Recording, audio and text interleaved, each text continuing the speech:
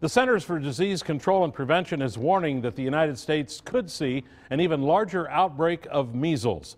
So far this year, 102 people in 14 states have been diagnosed with the disease. We checked further for you with the CDC and found Wisconsin is not among those states, but Michigan, Illinois, and Minnesota are. Most of the cases are linked to the case of an infected person visiting Disneyland in Southern California before Christmas. This one outbreak represents 92% of the reported cases so far this year.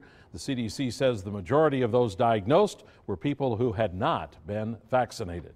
Now, even though Wisconsin has no confirmed cases yet, health officials still want people to be sure that they are vaccinated. And it's kind of a hot topic, but some people say educate yourself before doing so.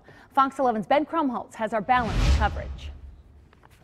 Just days after sending out information on the measles, people are starting to call the De Pere Health Department to see if they're protected. You know, it's just an airplane right away. The facts are the CDC recommends children receive 2 MMR doses, one at 1-year-old and another at 4 to 6 years old.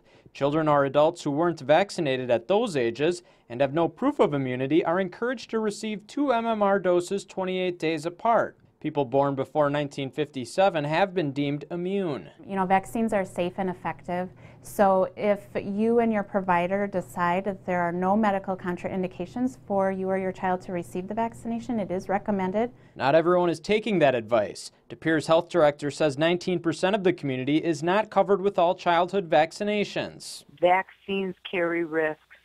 We do not hear about that.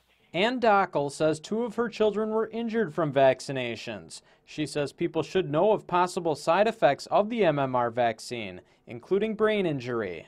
So would your recommendation for people be not to get vaccinated for the measles then? I would never say that.